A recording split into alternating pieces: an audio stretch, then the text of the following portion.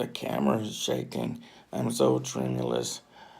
I'm diaphoretic, meaning I'm sweating. I don't think I'm going to finish the video for Dr. Jenkins' class. So, what I just illustrated was a person who is hypoglycemic, which means they have low blood sugar. This is a side effect of diabetes mellitus. I'm going to give my presentation today on giving an insulin injection. The three things I'm going to talk about today is diabetes mellitus and insulin. I'm going to show you how to take a blood sugar, and I'm going to illustrate how to give an insulin injection. Diabetes mellitus is characterized by Merriam-Webster dictionary as deficient in insulin, excessive sugar in the blood and urine, excessive thirst, excessive hunger, and possible weight loss. Although most diabetics don't lose weight as obesity is part of the disease process. There are two types of diabetes, a type 1 diabetic and a type 2. Type 1 diabetic is insulin dependent, meaning they take insulin every day, and their bodies don't produce any insulin at all. Type 2 diabetics, their bodies produce insulin, but a lot of times it doesn't produce enough to regulate the blood sugar appropriately, or the body doesn't use the insulin appropriately. The American Diabetic Association estimates that there are about 30.3 million diabetics in the United States. This affects everyone, as you probably know somebody who's a diabetic, either your family members or a friend, and if you don't, then it'll affect you economically, as it will increase your healthcare cost. Insulin, according to Merriam-Webster dictionary, is a pancreatic hormone that is used to regulate blood sugar.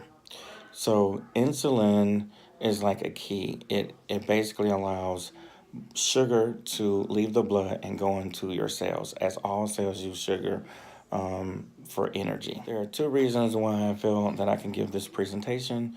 One is I've been a nurse for over 8 years and have treated many diabetics, and two, I am a type 2 diabetic myself, so I'll be getting an actual insulin injection. Now that we've discussed diabetes mellitus, it's time to move to the second part of the presentation, and that is how to take a blood sugar.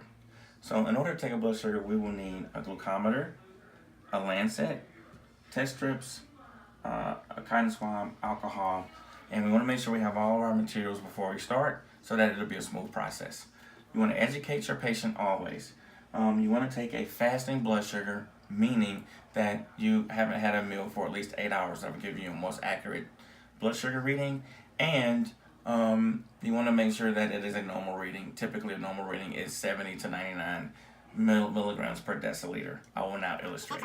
You want to have all your materials together. You'll take the patient's finger and you want to milk it. This is an old trick, which basically brings blood to the forefront. So then you want to clean the finger with alcohol, as such. Then you want to make his finger do this so that it'll dry. You take the lancet, you typically have a protective device in there. Pull out the stem, find a nice part of the finger, press in. This does not hurt. You prick the finger. Now I got some blood. I'm going to take a test strip, put it in your glucometer.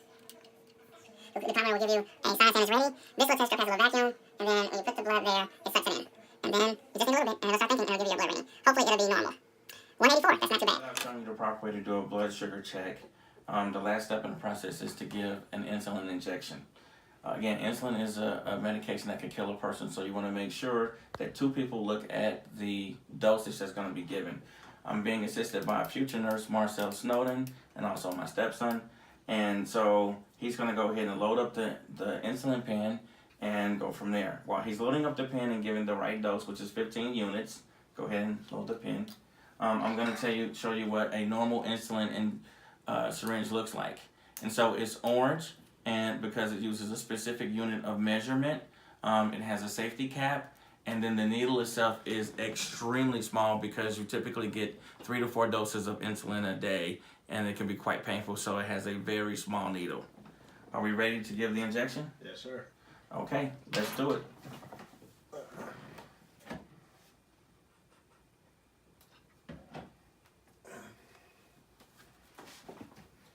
Insulin injection is typically subcutaneous, meaning right under the skin, but when you use a pen, it's personal to that individual, so it's going to be straight in, and you have to make really good contact with the skin so that the insulin doesn't drip out. On 3. 1, 2, 3. And press the knob all the way down. And that's it. That's how you give an insulin injection. Thank you very much.